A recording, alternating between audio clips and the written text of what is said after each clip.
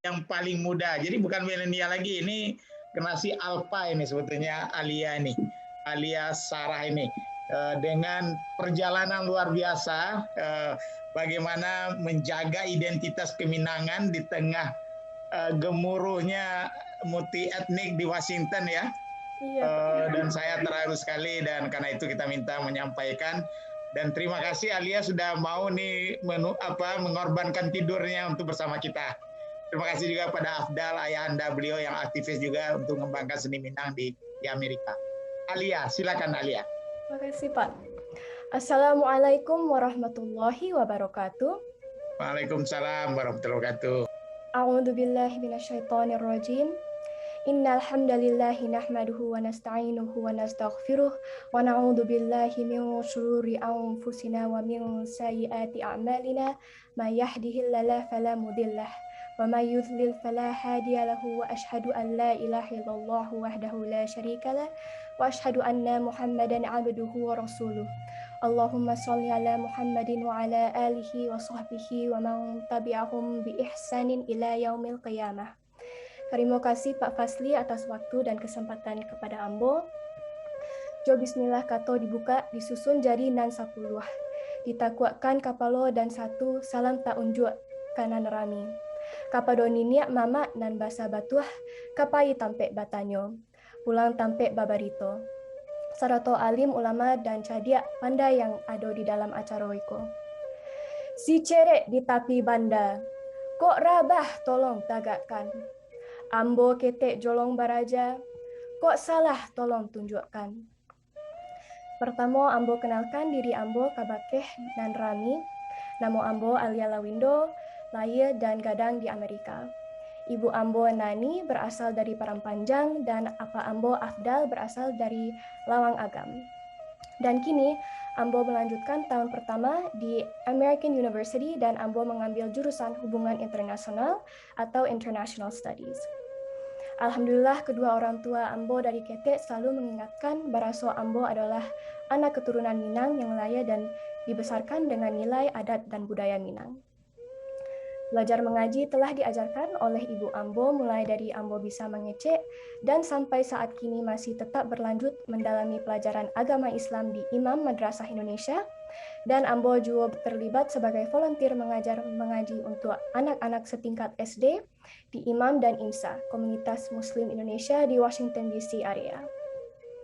Sedangkan adat dan budaya Minang Ambo kenal sewaktu Ambo masih SD. Kedua orang tua Ambo telah mengenalkan adat budaya Minang melalui kelompok seni yang didirikan oleh kedua orang tua Ambo, yaitu Rumah Gadang Group USA.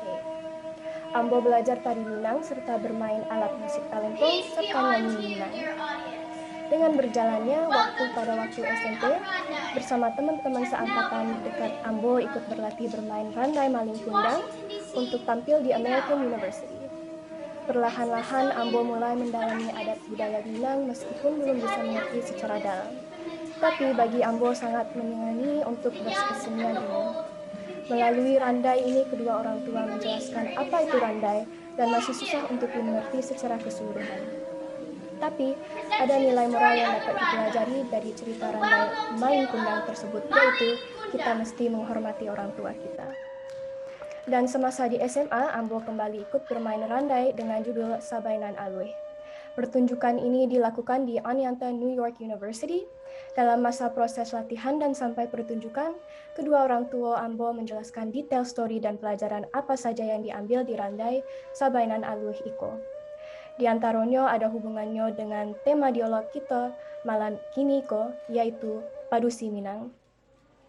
Menurut Ambo, Padusi Minang itu haruslah mengikuti falsafah adat Minang tersebut, yaitu adat basandikat syarat basandikan kita bulah, syarat mangato adait memakai. Jadi Padusi Minang itu harus berilmu untuk memudahkan dalam hidupnya, beragama yaitu Islam, dan beradat atau beradab.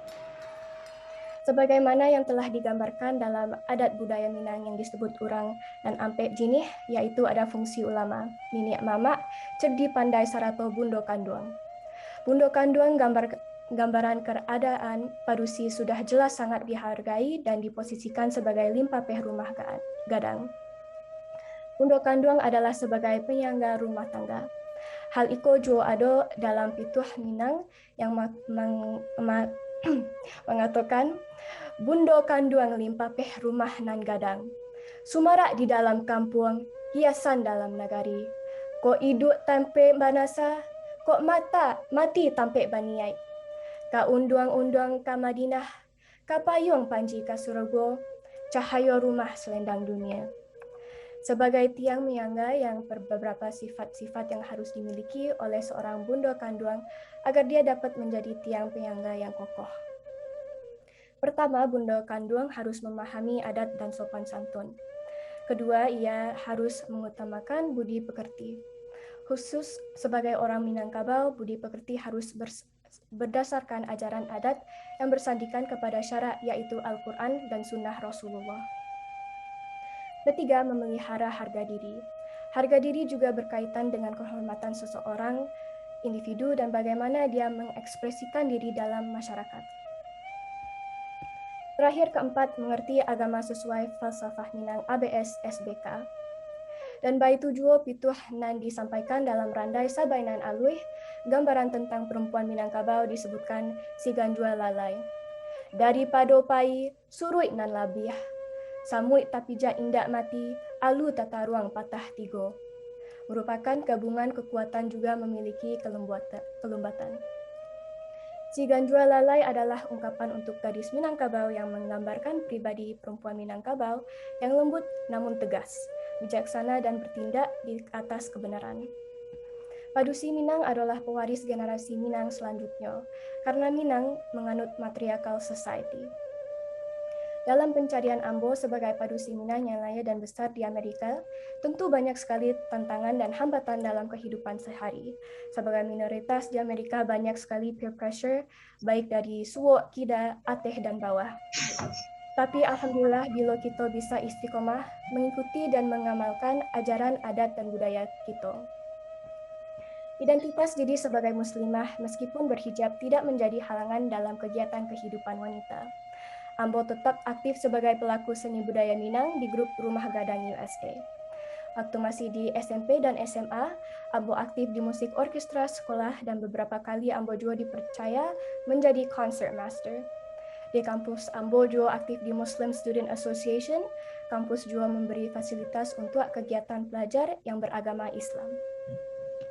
Kalau kita ada kemauan, insya Allah akan ada jalannya. Dan Allah akan memudahkan urusan kita. Di perkuliahan Ambo American University dalam mata kuliah World Music, Ambo mencoba membuat presentasi makalah tentang musik gamat Minang yang merupakan bagian musik dunia.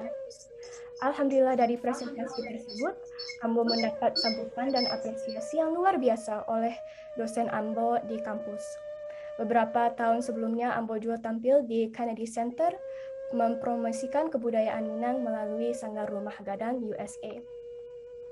Ambo melihat pendekatan sosial budaya bisa menjadi media komunikasi yang ampuh untuk menjembatani antara dua negara yang berbeda.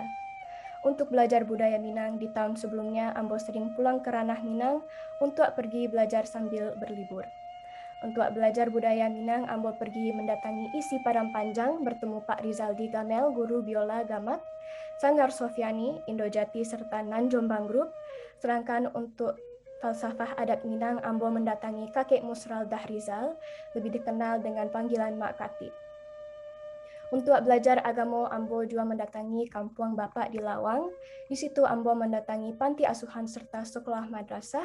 Ambo berbagi pengalaman dengan pelajar yang ada di kampung itu. Dari perjalanan Ambo beberapa kali sebelumnya ke ranah Minang, Ambo harus banyak bersyukur kepada Allah tentang nikmat yang berlimpah diberikan Allah kepada Ambo sebagaimana yang diperintahkan dalam Al-Quran. Surat Al-Baqarah ayat 152. Bismillahirrahmanirrahim. Fadhkuruni azkurukum washkuru li wala takfurun. Yang artinya, karena itu ingatlah kalian kepadaku niscaya, aku ingat pula kepada kalian. Dan bersyukurlah kepadaku, dan janganlah kalian mengingkari nikmatku. Menurut pandangan Ambo, Padusi Minang sudah ditempatkan dalam posisi yang terhormat. Kalau di Barat selalu diangkat soal persamaan gender, sebenarnya di Minang sudah lebih dulu dipakaikan.